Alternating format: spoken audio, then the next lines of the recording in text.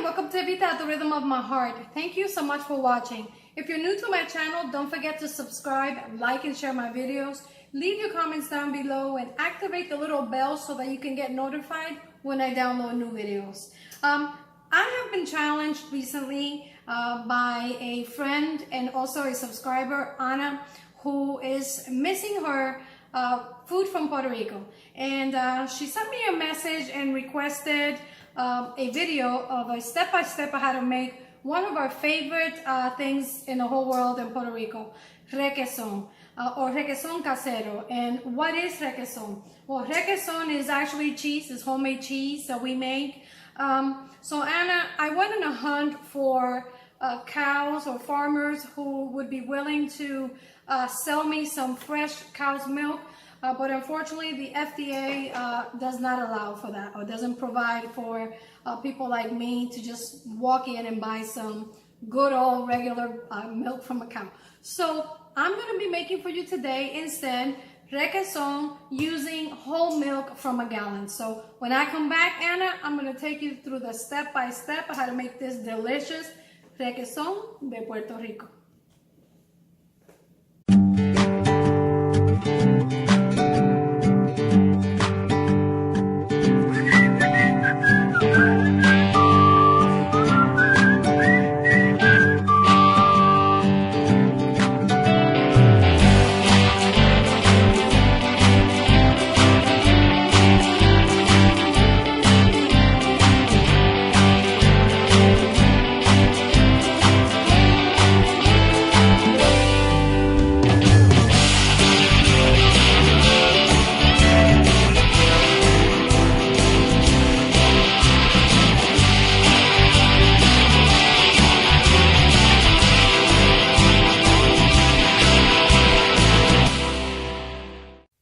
Making requeson at home is very simple and easy. It's just 3 ingredients. Everybody has their own methods and their own recipes of how they make the requeson. I'm going to be showing you and sharing with you my mom's recipe, the way she used to make it for us when we were little. So I'm going to be using a pretty big pot, and we're going to need 1 gallon of whole milk. Remember, it has to be whole milk, cannot be part skim or even skim. So let's go ahead and pour our milk into our pot, and I'm going to put my heat on medium high, and I have a thermometer in it because I want to check the temperature of my milk. And what we're looking for is for the milk to reach about 90 degrees, between 90 and 100, not above that. And we're gonna keep the thermometer in there until it reaches about 90 degrees. This is gonna take probably about 3 to 4 minutes. And if you don't have a thermometer, one way of knowing that your milk has reached 90 degrees or so is when the milk begins to foam on the sides and also steam. So when I come back, I'm going to show you the milk at its temperature between 90 to 100 degrees. And I'm going to show you what it looks like so that you can do this without a thermometer. While we wait for the milk to reach the 90 degrees to 100 degrees temperature, we want to occasionally stir our milk just to keep it from burning or sticking to the bottom of our pot. And if you notice, our milk is beginning to foam. So we're almost there. Actually, if I had to take a guess, I would say this is at about 90 to 95 degrees. So I'm going to take my thermometer and I'm going to stick it in here. And let's see, let's stick it in the middle. And it's already at 95 degrees. So I'm going to lower my heat to medium. And the next thing that we're going to do is we want to add the citric that is going to curdle our milk. Now, it really depends on how you were taught how to make it. I was taught to make it with lime juice, but you can use white vinegar, you can use citric acid, rennet tablets. But like I said, I'm showing you the way my mom showed me how to make it when we were little. And we want to add it in stages. So I'm going to divide this in parts and add it as we go. and set the rest aside. And like I said, I'm using lime juice because it is the way my mom taught us. So normally what happens is once you add the first lime juice, you'll begin to see the milk curdle.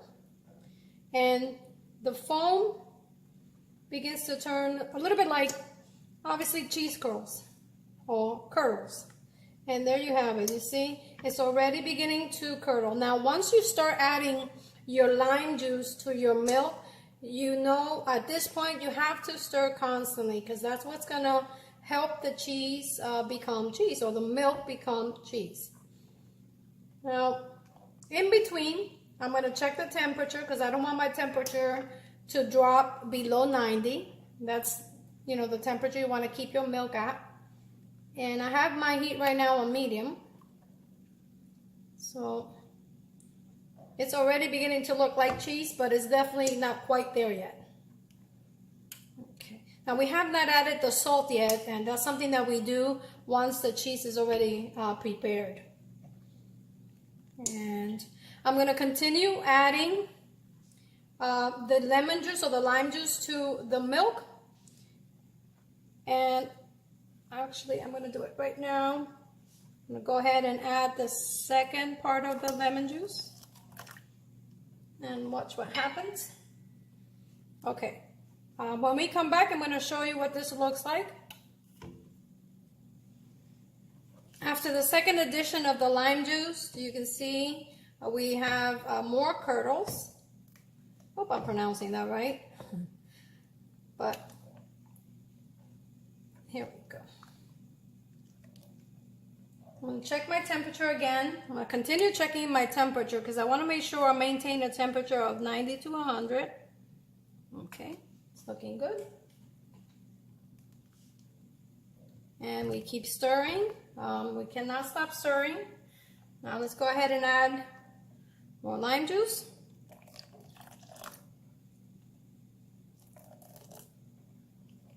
Remember, as always, I leave the full recipe in the description box for you. Okay.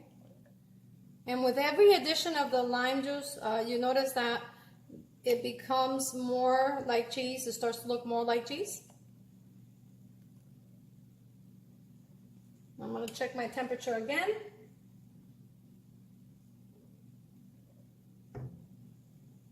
And continue stirring. Okay, it's a little bit over 100, but I've lowered my heat to medium low now. Okay. And I'm going to go ahead and add more lemon juice. And continue stirring.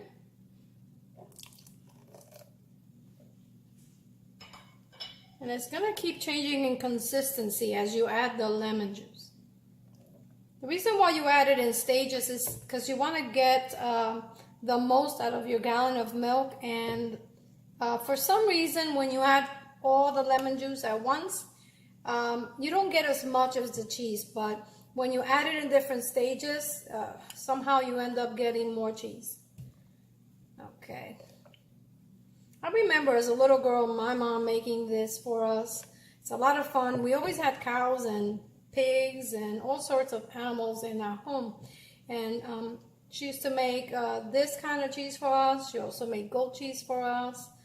I don't think as kids we were very fond of the goat cheese. Now I like it, but I don't remember as a young kid liking it too much. Now I just wish I could go back to those times. It was a lot of fun. My mom was she is an extremely great cook, and I don't know, I owe a lot of the things that I know today and who I am today to my mom, so I'm very grateful for having her. And this is one of the many things that I learned to make with her, and I'm just very excited and happy that I was able to do that with my mom. So here we go. And I'm going to raise the heat to medium again. And when I come back, I'm going to show you, I'm going to keep adding the lemon juice until our cheese begins to form, or, you know, it's done. Once we add the final two parts of the lemon juice, for some reason you start to see how it completely separates and it's mostly cheese in your pot. And I'm gonna add the remaining part of the lemon or the lime juice. And look at that. Just like that, you can start to see our cheese forming and completely separated. So you see all that is the whey of the milk and the cheese. Okay. Wow. Looks like we're gonna get quite a bit of cheese from this. All right, so the next thing we're gonna do is we're gonna drain it. We're gonna use a fine mesh or sieve, and we're gonna lay over a cheesecloth. And what we're gonna do is we wanna be able to drain all that whey from the milk and the cheese. And we're gonna begin to ladle the kernels into the cloth. Look at all of that. There we go. And I'm going to go ahead and continue doing this and begin to drain or squeeze all the excess away from it. But I'm going to let it sit for about 20 minutes to let it just drain, you know, all on its own. And then we're just going to squeeze whatever whey is left or water is remaining. After 20 minutes, the cheese has been draining. I'm going to go ahead and grab the towel. And notice that there is all that whey or liquid that comes out of it. And we want to squeeze it a little bit more, just so that you can remove any excess whey. And you want to just squeeze and squeeze. Now these towels are cheese towels. I use them just for cheese. But you can also use cheesecloth. And maybe just a mesh, but you want to be able to just, you know, keep all that nice cheese. So the best way of doing it is by using either a cheesecloth or a cheese towel. Let's see. Okay. Let's open it up and see what we got. I have a nice sized ball of cheese right there. I'm going to squeeze it a little bit more because I want to get all that whey out or off, or squeezed out, I should say. But I really can't resist. I really do have to taste it. It doesn't have any salt yet, but I'm going to taste it anyway. Oh my goodness gracious. Delicious. I'm going to finish squeezing the water out of it, because I'm going to be handling the cheese, and I like to use food prep gloves to do this. Of course, you don't need to do that if you want to, if you're making this for yourself, but I don't know. This is just how my mom used to do it. And, you know, I like to just go ahead and use food prep gloves. And there's our cheese.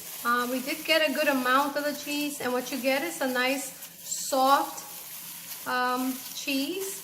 At this point, we have not added any salt, and I'm going to be adding about a pinch of salt at a time. This is about 1/8 of a teaspoon, and then I'm just going to go ahead and mix it. One of the characteristics of Requeson is their lemony flavor. Most of the homemade Requeson are tangy and lemony, not necessarily salty. So we don't add a lot of salt to our cheese. At least I don't. I like to control the amount of salt that I eat, and if I don't need to add salt, I will not add any salt. Now, one little trick that my mom used to do is that she used to reserve the lemon. I'll show you very quickly. So she would save the segments of the lemon and add them to the cheese, and that would just give it an even more citrusy flavor. Now, you don't have to do that if you want to, but I really do enjoy the taste of lemon on my requeson, so I'm going to go ahead and add that. And of course you can adjust the salt. You can add as much or as little to it. You don't have to add salt if you don't want. It tastes delicious by itself. Okay, and I'm just going to mix that lemon very quickly. And it's still fairly soft, which is typical of requeson. And let me just show you how beautiful that is. Okay, I'm going to go ahead and get my molds ready so we can mold this cheese. And just take these off. Now I'm going to show you the reason why my mother's requeson is so memorable. We used to make this cheese all the time as kids, and what she would do is she would go out and pick some banana leaves, and then she will wilt them on an open flame and layer the bottom of her mold all the way through with the banana leaves. And what happens when you add the banana leaves wilted, you get this nice little smoky flavor from the banana leaves. It's a taste like no other. So I do remember her doing this part. Now I like to give everything my Evita twist or my Evita kick, and how I made this recipe my own is I like to take some very thin slice lemon segments like this. So I cut it very thinly, and I'm gonna go around the mold and then just arrange the lemon until I cover the whole rim of the mold. Okay, now I went ahead and I finished putting all the lime segments on the bottom. And after I lined up my mold with the lime segments on the bottom, I'm going to press the cheese into it. And we want to be careful because we want to keep that nice little lemon design on them. But, you know, you take your time and you're just going to press it. Okay, let's go ahead and pour all the cheese right here. There we go. And the reason why I like to add the lemon slices to my cheese, it's mainly because I like that tang, that tangy taste of the requeson. And like I said before, requeson has that tangy flavor, that, you know, naturally tangy flavor. And the way I remember my mother making it, it was very lemony. So why not add more lemon to the requeson, just to, you know, to give it that tang. You don't have to add the lemon segments if you don't want to. And now I'm just gonna continue pressing because I really wanted to become a bit of a solid. So I'm gonna continue doing this, and I am gonna cover it with more banana leaves, and I'm gonna put it in the refrigerator overnight. And tomorrow we're gonna unmold it, and we're gonna get to taste this delicious homemade requeson casero Evita style. After I finished pressing the cheese on the mold, I went ahead and I covered the top of the cheese with the banana leaves. And now I'm gonna go ahead and put some plastic wrap over it. Now, although it is very tempting to eat it on the same day, you want to allow this requeson or this cheese to set in the refrigerator for at least 24 hours or overnight, just to allow it to set. Smells amazing already. And I'm going to begin by removing the banana leaves. And if you look closely, you can probably see the lemon pulp that I added. And I think I can just lift it slightly, gently. Okay. And now I'm going to go ahead and turn it over onto my serving platter. Try and peel some of that back. Now, this is a very heavy platter, so let's see if I can do this in one turn. And there we go. And all of this dripping is from the lemon that, remember, we lined up the bottom of the bowl or the mold with lemon. So let's start to remove some of these leaves. And like I said, this is my version and my interpretation of requesón casero. This is partly how my mother used to make it for us. And I added that lemon rind or lemon lining as an Evita twist, because I always like to give everything my own twist. Well guys, there you have it. This is my version, my interpretation of requesón casero. And like always, you know that I like to give everything my own Evita kick and my own Evita twist. So I added the lemon segments to the requesón on the bottom just to infuse a little bit more tanginess. Of course, this is just my own personal touch. Homemade cheese is very forgiving and very, very versatile. You can add just about anything you like. I've made it in the past using roasted red peppers, also with fresh basil leaves, fresh cilantro or culantro leaves. And remember that everything that you add to it, the cheese is gonna absorb that flavor and that aroma. So in return, what you get is a very flavorful cheese. So now we are getting ready to slice a piece of this requesón so you can see what it looks like. And I really cannot wait to try this. Okay, let me see. I'm gonna use my cheese knife to lift it.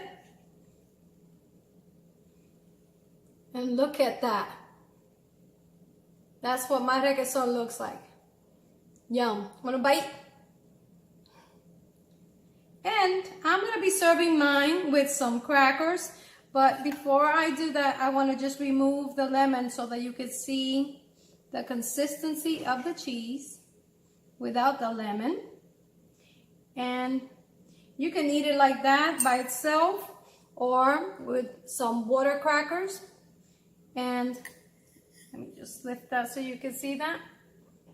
There you go. Look at that. Smells amazing. And of course, you can just eat it with some crackers like I said. Or by itself, it's delicious. So let's see if I can just take a nice little shot of this for you. Wish you guys were here to enjoy this great homemade requesón. It smells really delicious. So now I get to try it. It's like my favorite part of all.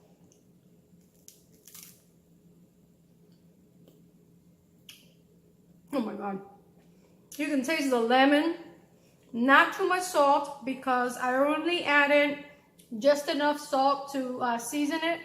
To be honest with you, I've made this cheese without any salt and it tastes amazing just as well. Now, the lemon flavor is really pulling through. Oh my goodness. Now, if you want a nice little contrast for your tanginess, I have here a homemade raspberry jam that I made. And you know, if you like the recipe for the raspberry jam, the homemade, please inbox me. I'll be more than happy to, you know, send that to you. With this requesón recipe, or the basic requesón recipe, you can get as creative as you want. Here I have just some of the different flavors that I've created, just adding some simple ingredients to the basic requesón recipe. So you will follow the recipe step by step, and then you can always add any flavors that you like, or you could just go ahead and, you know, test the different flavors that you like. And this is just among some of the ones that I've done. I have to the left, I have the sun-dried tomato flavor. I have the jalapeno flavor, the cilantro and culantro flavor, and of course the basic requesón recipe that I showed the step-by-step of how to make it. So have fun with this recipe, guys, and by all means, please post your pictures and comments on the box below. I'd love to hear from you guys. And until next time, this is Evita at the rhythm of my heart. Buen provecho y hasta la próxima.